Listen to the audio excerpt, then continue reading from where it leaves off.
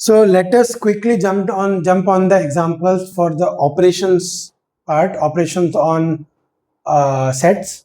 So whatever we will discuss here will be the examples on the operations only. Okay. So पहला example है example 12. Let A is 2, 4, 6, 8, B is 6, 8, 10, 12. Find A union B. So A union B में जो A में भी हो और B में भी हो और दोनों में हो सारे आ जाएंगे.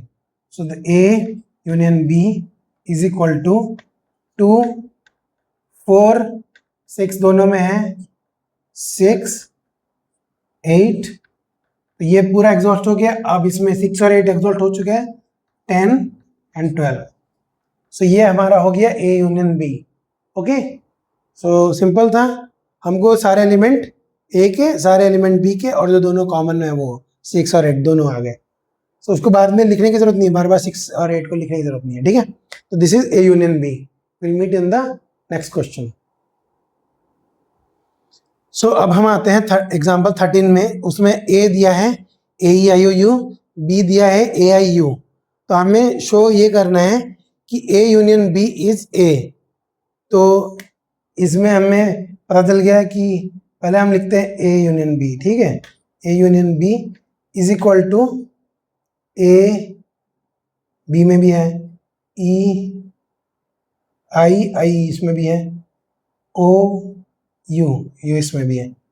अब इसके B में, B के सारे एग्जॉस्ट हो चुके हैं, जो इसमें थे वो इसमें भी हैं. तो ये नथिंग बट A है. तो हमें हेंस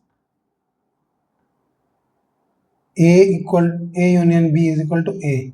ठीक है, ये हो गया. अभी एक और ऑब्जर्वेशन ये आया, हमने देखा कि B के सारे एलिमेंट A में आ जाते हैं. So we observe that B के सारे एलिमेंट A हैं. ठीक है, उसका मतलब क्या है, B is a subset of A. इसके सारे एलिमेंट्स इसमें कंज्यूम हो जाते हैं. तो B की अगर B is a subset of A. तो अगर याद रखो, अगर एक हम जब यूनिवर्सल सेट में ऐसा एग्जांपल लेते हैं, यूनिवर्सल सेट A का सुपर सेट है. इस केस में A B का सुपर सेट है. सुपर सेट मतलब कंप्लीटली उसके एलिमेंट्स को कंज्यूम कर लिया उसने. तब क्या होता है, तो क्या होता है जब इन दोनों का, then this implies A union B. तब जो बड़ा वाला सेट होता है, जो सुपर सेट होता है, आंसर वही होता है. तो यहाँ पे लॉ ऑफ यू से हम बता सकते हैं कि A union B is A. तो ये भी तरीका लिख सकते हैं और ये भी लिख सकते हैं. ठीक है, so that's all for 12 and 13. Will move into the next question. So अब हम आते हैं एग्जाम्पल 14. उसमें दिया है let X is Ram, Gita, Akbar be the set of students of class 11th who are in school hockey team. ठीक है, वैसे ही Y दिया है Gita, David, Ashok who are be the set of students of class 11th who are in school football team. तो class 11th के बच्चे जो हॉकी टीम में हैं वो है राम, गीता, अकबर. क्लास 11th के बच्चे जो फुटबॉल टीम में हैं वो है गीता, डेविड, अशोक. तो हमें निकालना है X यूनियन Y और उसको इंटरप्रेट करना है कि क्या है. ठीक है, तो X यूनियन Y क्या है, X यूनियन Y, तो उसमें क्या आता है, राम, गीता जो कि इसमें भी है, अकबर. फिर अब Y को देखेंगे, गीता हो चुका है, David and Ashok, David, Ashok. तो ये हो गया हमारा X यूनियन Y. अब हमें उसके इंटरप्रेट करना है कि ये जो X यूनियन Y जो ये सेट बना है वो क्या है. तो हमको लिखना पड़ेगा X union Y is the set of students of class 11th who are either in hockey team or in football team. या तो हॉकी में है या तो फुटबॉल में है, और दोनों में है या फिर दोनों में है और इन बोथ। तो इसको रिप्रेजेंट कैसे करेंगे हम? ये हॉकी है, ये फुटबॉल है, मतलब x और ये y। तो x यूनियन y क्या हुआ? ये ओनली हॉकी, ये है ओनली फुटबॉल और ये है बोथ। ठीक है, तो ये जो इंटरसेक्शन सॉरी यूनियन आया वो ये इन तीनों सेक्शन का क्यूमुलेटिव, जो भी उसमें सेट्स में जितने भी नाम आएंगे वो सारे के सारे आएंगे। तो हमारी गीता यहाँ पे है, राम एंड अकबर इसमें है और डेविड एंड अशोक यहाँ पे है। ठीक है, सो ये हमारा वेन डायग्राम हो गया, ये हमारा एक्स इंटू वाई हो गया और ये हमारा इंटरप्रिटेशन। तो ये हुआ हमारा interpretation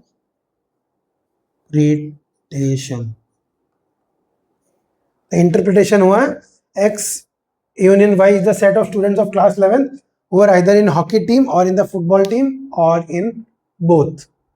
That's all. We finish the example 14. We'll move into the next examples. So अब हम आते हैं example 15 में। इसमें a दिया हुआ है, example 15 is taken from example 12 के जो सेट्स दिए हैं a and b वही है, तो मैंने उसको उस क्वेश्चन को लिख दिया। बट यहाँ पे आस्क इस बार a इंटरसेक्शन b की है, उस क्वेश्चन में a यूनियन b ढूंढना था। ठीक है, सो a इंटरसेक्शन b ढूंढना है इसमें। तो a इंटरसेक्शन b क्या है? a के एलिमेंट में होना चाहिए और b के मतलब दोनों में होना चाहिए। एंड तो क्या 2 दोनों में है? नहीं है। क्या 4 दोनों में है? नहीं है। 6 दोनों में है। तो 6 आ गया पहला एलिमेंट। 8 दोनों में है। ठीक है, अब बाकी को देखना नहीं है क्योंकि इसके एग्जॉस्ट हो गए, तो इसके होंगे ना, तो ए में बाकी एलिमेंट है ही नहीं, ये दोनों एलिमेंट है ही नहीं। तो A union B sorry A intersection B is 6, 8। So ये हमारा सेट आ गया। अब हम मूव करेंगे नेक्स्ट क्वेश्चन पे। सो अब हम आते हैं 16th एग्जाम्पल पे। तो उसमें जो पहले हमने हॉकी टीम और फुटबॉल टीम का जो question number example number 14 discuss किया था, तो ये वही है, उसी का ही क्वेश्चन है, लेकिन उसमें हमने यूनियन ढूंढना था, इसमें हमें इंटरसेक्शन ढूंढना है एक्स और वाई का। इंटरसेक्शन क्या होता है? एक्स इंटरसेक्शन वाई क्या होता है? जो एक्स में भी हो वाई में भी हो। राम एक्स में है पर वाई में नहीं है तो नहीं आएगा। गीता एक्स में है वाई में भी है तो गीता आएगा।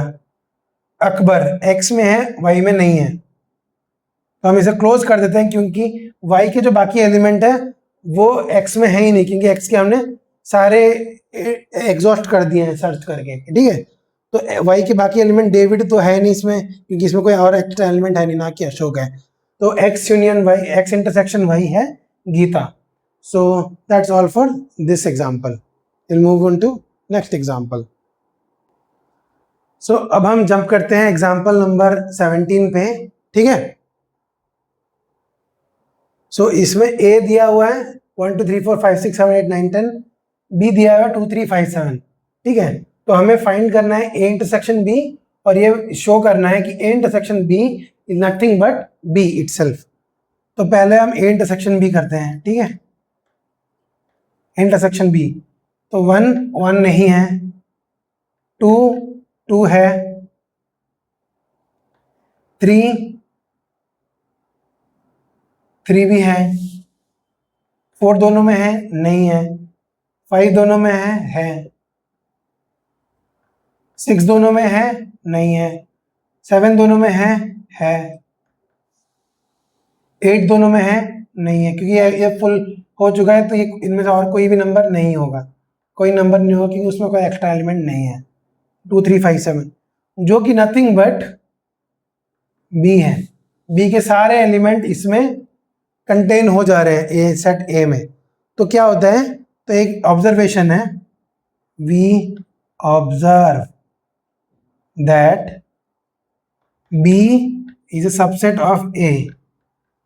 तो बी ए का एक सबसेट है। ठीक है, तो उससे क्या पता चलता है कि A इंटरसेक्शन B जब बनेगा तब वो B हो जाएगा। तो ये भी एक प्रॉपर्टी हो जाती है कि अगर B के अंदर B A का सबसेट है तो तुम देख सकते हो, इसका वेन डायग्राम विजुलाइज करना है तो ठीक है, ये है A, ठीक है, A का सबसेट है B, मतलब B छोटा पार्ट है, ठीक है। अब हमें ये देखना है कि A इंटरसेक्शन B, तो A इंटरसेक्शन B ये वाला रीजन A में भी है और B में भी है, तो ये वाला रीजन हम शेड कर लेते हैं। जो शेडेड रीजन है, तो अगर ये U है, ये A है और ये शेडेड रीजन B है, तो ये जो B है वो शेडेड रीजन है और वो nothing but A intersection B है।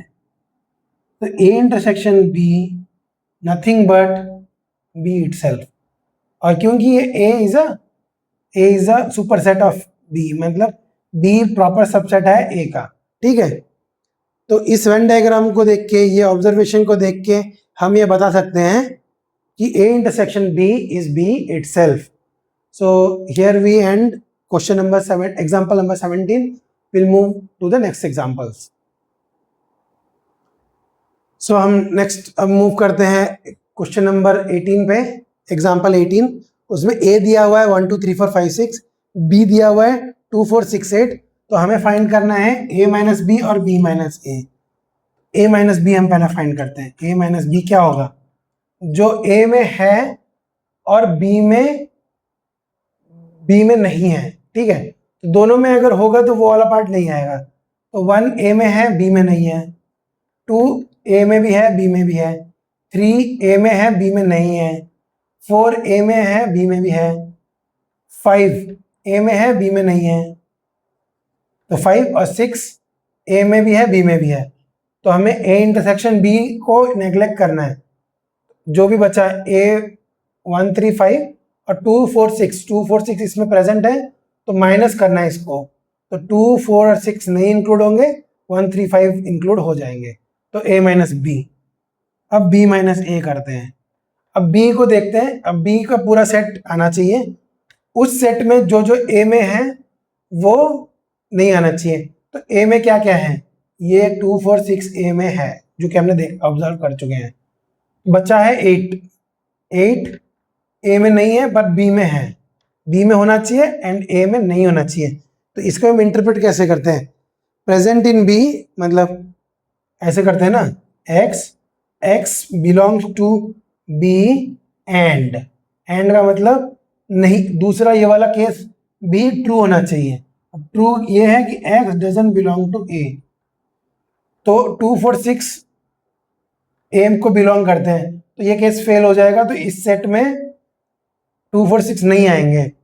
बट 8 जो है वो x को बिलोंग B को बिलोंग करता है, और मतलब एंड यहाँ पे जो है वो A को भी बिलोंग नहीं करता है, तो ये केस और ये केस दोनों सेटिस्फाई हो रहे हैं, तो वो 8 आ रहा है। सिमिलरली इसको भी इसमें लिख सकते हैं, यहाँ पे A होगा, यहाँ पे नॉट बिलोंग टू B आएगा, ठीक है।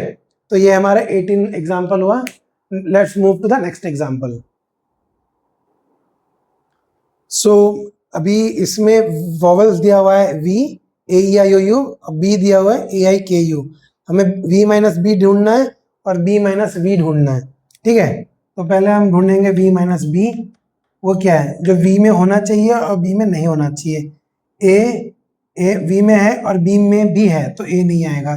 E A में है B में नहीं है, जो कि हमें कंसिडर करना है। I इसमें है, इसमें भी है, तो I को कंसिडर नहीं करना है। O इसमें है, इसमें नहीं है, तो कंसिडर करना है। U इसमें भी है, इसमें भी है, तो इसको कंसिडर नहीं करना है। तो V माइनस B है E और O, और B माइनस V हुआ A I और U, V में है, तो इन तीनों को कंसिडर नहीं करना है।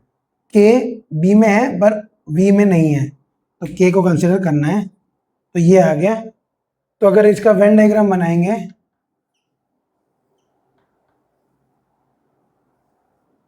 ठीक है, तो ये V है, ये B है, तो A I और U तीनों में है, A I और U, ठीक है। ये V में भी है, B में भी है। B में एक है K और इसमें E और O, E O। तो वेन डायग्राम कुछ ऐसा बनेगा, ठीक है। तो ये सारे एलिमेंट्स, तो हमको V माइनस बी ढूंढना था तो EO आ गया, B माइनस V ढूंढना था तो K आया, और AIU चला गया। तो ये हमारा हो गया V माइनस बी, ये हो गया हमारा V इंटरसेक्शन B, और ये हो गया हमारा B माइनस V। तो एक चीज ऑब्जर्व करोगे कि V माइनस बी और B इंटरसेक्शन V और B माइनस V, ये तीनों म्यूचुअली डिसजॉइंट है। डिसजॉइंट मतलब एक दूसरे को ओवरलैप नहीं करते हैं। ये एक पार्ट है, ये दूसरा पार्ट है, और ये तीसरा पार्ट है। तो ये तीनों एक दूसरे से ओवरलैप नहीं करते हैं, तो ये तीनों म्यूचुअली डिसजॉइंट है। डिसजॉइंट मतलब उनका इंटरसेक्शन एक एम्प्टी सेट होगा, ठीक है। So that's all for examples for the operations on sets. So उसके बाद हम डिस्कस करेंगे exercises में, और till then we'll meet in the next time.